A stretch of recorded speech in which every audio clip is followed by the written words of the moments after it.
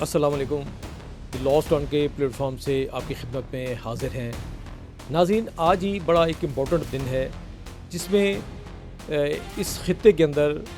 सह अफ्रीकी इत्तेहाद जो है वो तश्कील पाने जा रहा है। वो सह अफ्रीकी इत्तेहाद जो है वो पाकिस्तान, सऊदी अरब और तुर्की के दरमियान जो है वो एक मुआहदे की शक्ल में ये तश्कील पाएगा। आज पाकिस्तान और तुर्की के सरबराहान मुमलकत हैं वो सऊदी वली अहद से जद्दा में जो है मुलाकात करेंगे, जिसके बाद इस मुआहदे को हतमी और फाइनल शक्ल दे दी जाएगी। इस मुआहदे के बारे में काफ़ी अरसे से सुना जा रहा था, तबसरे भी किए जा रहे थे, जिसमें पाकिस्तान और सऊदी अरब इस मुआहदे का हिस्सा थे और उनके दरमियान जो है वो कुछ चीज़ें तय थीं दिफाई मुआहदे के उन्वान से। फिर उसके बाद जो वो तुर्की का अभी जो है इसमें उसको जो है शामिल किया जा रहा है। तो यूँ ये सह अफ्रीकी इत्तेहाद जो है वो इलाके के 3 बड़े मुल्कों के दरमियान, जिनमें पाकिस्तान, तुर्की जो है वो एक बड़ी अस्करी ताकतें भी हैं, इनके दरमियान जो है तय पाने जा रहा है। तो ये इलाके की सूरत हाल, वहाँ पे एक तस्वीराती जो एक बैलेंस है या जो सूरत हाल है उसको जो है वो बुनियाद पर एड्रेस करने के लिए ये सब जो है तश्कील दिया जा रहा है। तो यहाँ पे कुछ सवालात पैदा होते हैं कि ये जो मुआहदा इन तीनों ममालिक के दरमियान किया जा रहा है, तो क्या ये मुआहदा जो है वो इलाके की बाकी जो ताकतें हैं उनको जो है वो इत्मीनान में लेकर किया जा रहा है, या अगर बाज़ ताकतें उसमें शामिल नहीं हैं तो उनका इस पर रद्द-ए-अमल क्या है, या इस मुआहदे में उनको शामिल ना करने की क्या वजूहात हो सकती हैं। क्या ये मुआहदा अमेरिका या सेंटकॉम जो है उसकी रजामंदी से तय पाया जा रहा है, और क्या ये मुआहदा इस बात की भी जो है वो दलील होगा, इस बात को भी पूरा करेगा, ये इस पहलू को भी जो है वो उसको तकमील करेगा या उसको पूरे करेगा कि इसमें जो है वो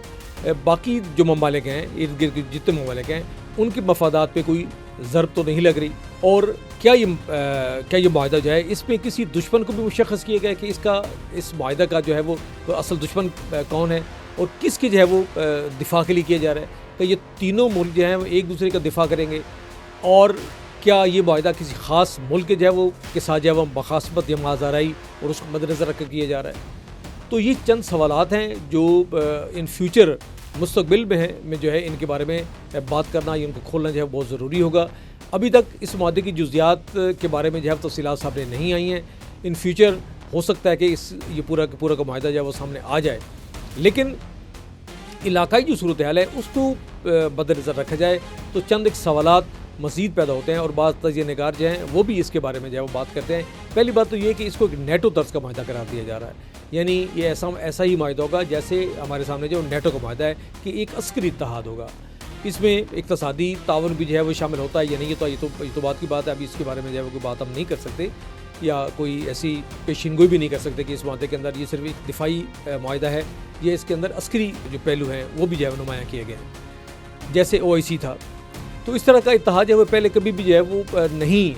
उसको जो पनपने नहीं दिया गया। बाज़ इलाकाई या आलमी ताकतें ऐसी हैं जो इस तरह के इत्तेहाद को अपने मफादात के लिए ख़तरा समझती हैं। OIC हमारे सामने इसकी मिसाल है, BCCI हमारे सामने इसकी मिसाल है, जो इक़्तिसादी तौर पर फाइनेंशियली बहुत स्ट्रांग इदारा था, और उसके बाद जो है वो जब BCCI ख़त्म हुआ तो उसके बाद जो पेट्रो डॉलर की जब तजारत शुरू हुई, उसके बाद जो पेट्रो डॉलर जो था पूरी दुनिया की जो है वो इकानमी का एक रीढ़ की हड्डी बन गया। तो बहरहाल ये माजी बयान करने का मकसद ये है कि जब इस तरह के इत्तेहाद जो भी आलमी मफादात के ख़िलाफ़ होते हैं, आलमी ताकतें जो अपने मफादात के ख़िलाफ़ समझती हैं, उनको कभी भी जो है वो नहीं देती,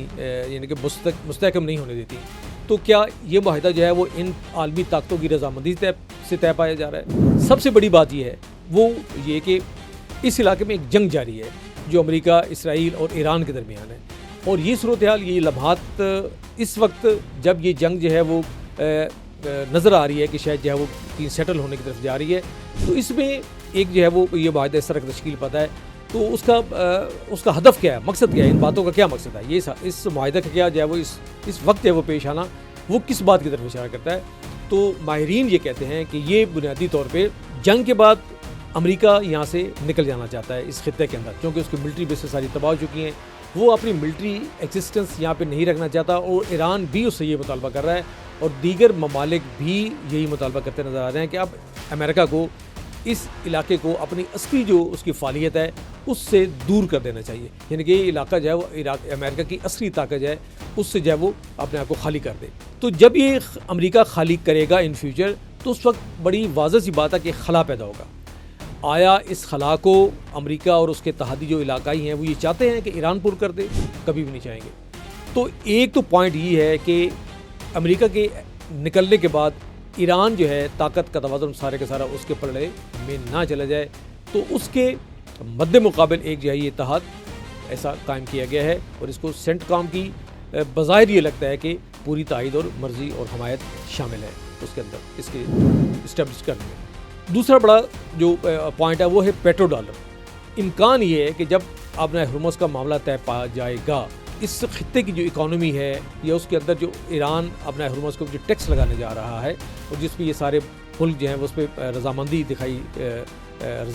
دیتے ہیں، جیسے عمان نے 2 دن پہلے جب وہ سیٹلمنٹ سامنے آئی ہے، تو اس میں ایران کو سالانہ $100 ارب کی تجارت یا منافع جو ہے وہ خالص منافع حاصل ہونے کا امکان ہے۔ تو ایک امکان یہ پیدا ہوتا ہے کہ ایران شاید ڈالر کے اندر جو ہے اس کی وہ نہ کرے وصولی، اور ڈالر کے اندر جو ہے وہ پیمنٹس نہ کرے۔ تو ایک خطرہ یہ ہے کہ پیٹرو ڈالر کو جو اس نئی صورتحال میں یا نئے مشرق وسطیٰ کے اندر جو ہے وہ اس کی حیثیت وہ نہ رہے جو ماضی میں تھی، تو اس کو بچانے کے لیے بھی یہ امکان ہے کہ شاید یہ اتحاد بنا کے تو ایران جو ایک بیلنس آف پاور اس کے حق میں چلا گیا ہے، اس کو بیلنس کر کے تو پیٹرو ڈالر کو بھی جو ہے وہ بچانے کی کوشش کی جائے۔ اس صورتحال سے کیا برآمد ہوتا ہے، اس معاہدے کی تفصیلات سامنے آنے کے بعد ہی پتہ چلے گا، لیکن فی الوقت یہ 2 باتیں جو ہیں